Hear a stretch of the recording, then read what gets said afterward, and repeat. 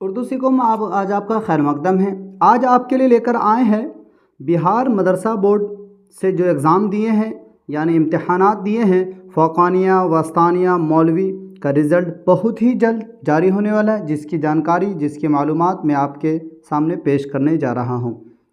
बिहार मदरसा board 2025 में मदरसा board से जो एग्ज़ाम दिए हैं यानी फ़ौक़ानिया 10वीं, मौलवी 12वीं और वस्तानिया 8वीं परीक्षा में शामिल हुए तमाम तालिब इल्म का रिज़ल्ट वेबसाइट पर इंतज़ार कर रहे हैं। वो इंतज़ार बहुत जल्द ही ख़त्म होने वाला है। उम्मीद है कि आज ही या इस हफ्ते ही में ही आप तमाम तालिब इल्मों का जो भी बिहार मदरसा बोर्ड से एग्ज़ाम दिए हैं, या चाहे वो मौलवी से दिया हों, वस्तानिया से दिया हों या फ़ौक़ानिया से दिया हों, याद रहे कि 2025 के अप्रैल के पहले हफ्ते में फ़ौक़ानिया मौलवी वस्तानिया के परीक्षा का परिणाम जारी कर दिया जाएगा। एक बार जारी होने के बाद आप अपने अपने वेबसाइट पर यानी bsmebpatna.com पर जाकर अपने रिज़ल्ट चेक कर सकते हैं। बिहार मदरसा बोर्ड फ़ौक़ानिया वस्तानिया मौलवी का रिज़ल्ट देखने के लिए